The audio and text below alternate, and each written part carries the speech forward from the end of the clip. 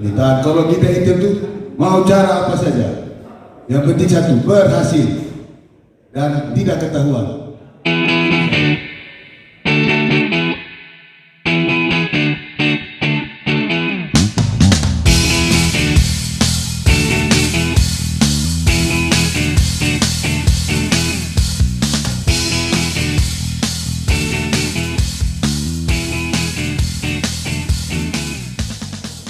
Ya, memang kita harus belajar.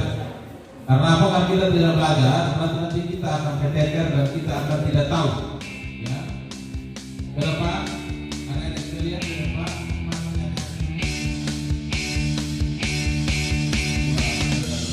Kedua yang saya cintai dan saya banggakan. Selamat pagi. Pagi. Ngeri suaranya. Yang pertama kita hari ini kita akan belajar tentang intelijen. Untuk intelijen sendiri, intelijen keamanan Polri, tugas pokoknya itu 3. Yang pertama, penyelidikan, penggalangan, pengamanan. Jadi tugas polisi itu 3 saja. Lidik, penggal, penyelidikan, pengamanan, penggalangan. Kegiatan yang dilakukan secara terarah dan terencana dalam rangka mencari dan mengumpulkan bahan keterangan di bidang ideologi, politik, ekonomi, sosial, budaya, keamanan, yang selanjutnya diolah, disajikan, kemudian disajikan kepada pimpinan sebagai kebijakan pimpinan untuk mengambil tindakan. Jadi penyelidikan intelijen itu adalah segala usaha, pekerjaan dan kegiatan keamanan di wilayah mengganggu situasi Kamtipmas. Makanya kita perlu lakukan penyelidikan. Nah, kegunaan penyelidikan itu kegunaannya untuk apa? Untuk kita pimpinan guna menentukan kebijakan. Jadi semua bidang, bukan hanya bidang keamanan saja, kasus pencurian saja atau kasus apa saja, tidak, semua bidang. Kasus ideologi dia tidak setuju dengan Indonesia, kita lidik dia. Kayak kalau di NTT itu pernah ada dulu wacana Timur Merdeka, Timur Raya, negara Timur Raya. Nah itu kita lidik. Itu kalau tidak salah tahun 90-an tuh, setelah Timur Leste mereka ada wacana mau dibentuk negara Timur Raya. Itu kan paham ideologi, paham untuk mau melawan negara. Atau mungkin permasalahan politik. Nah, kita 2024 akan mengadakan pemilihan umum. Nah itu yang kita akan lidik. Kayak kalau sekarang ekonomi, di bidang ekonomi kita cari lagi kenapa beras. Kalau sekarang kan beras mulai langka, kenapa beras langka. Jadi semua aspek kalau di intelijen itu, semua aspek kita cari semua. Yang mana nanti aspek-aspek itu bisa mempengaruhi tentang keamanan di wilayah, mengganggu situasi Kamtipmas. Makanya kita perlu lakukan penyelidikan.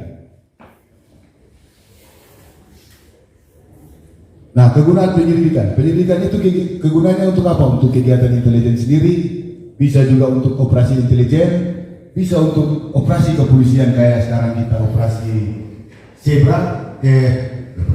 operasi keselamatan, dulu operasi Zebra,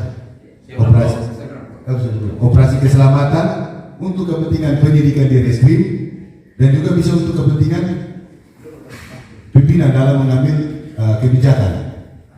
Jadi penyelidikan intelijen itu punya kegunaan yang banyak juga. Kalau di penyelidikan di reskrim untuk menemukan permasalahan untuk dinaikkan ke penyidikan. Kalau di intelijen dia lebih luas lagi, semua aspek dilakukan penyelidikan. Yang melakukan tugas penyelidikan intelijen itu siapa? Itu ada bisa berupa perorangan. Perorangan itu dari anggota intelijen Polri dari Mabes sampai Polsek. Jadi kalau bapak polisi kalau habis tamat nih, kalau masuk ke Intel berarti bisa melakukan penyelidikan intelijen. Jadi yang melakukan penyelidikan itu anggota intelijen Polri yang bertugas dari Mabes sampai di Polsek. bukan di Mabes atau di Polres saja, sampai di Polsek pun dinamakan penyelidik intelijen. Itu perorangan bisa juga per unit. Satu unit operasi intelijen itu terdiri dari 6 orang. Satu sebagai agen pengendali atau kanit, yang satu sebagai, yang lain itu sebagai agen inti.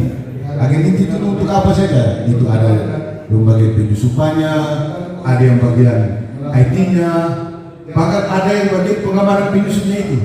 Jadi kalau kita masuk ke sasaran, kita kalau disuruh untuk melakukan penyusupan di kayak di dalam Polres, ada orang lagi selain saya yang saya dituju untuk melakukan penyusupan di Polres, ada lagi orang lagi yang di luar untuk mengamankan saya.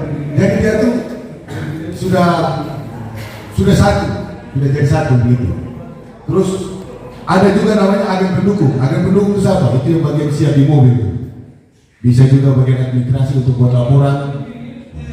Gitu. Jadi penyelidikan intelijen unit intelijen itu, unit operasional intelijen itu 6 orang, minimal paling banyak orang, 6 orang, paling sedikit itu 3 orang.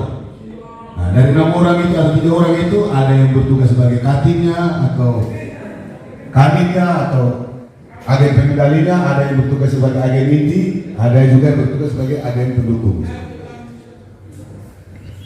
Untuk peralatan-peralatan yang digunakan dalam penyelidikan intelijen itu ada dibagi 2. Yang pertama, peralatan utama intelijen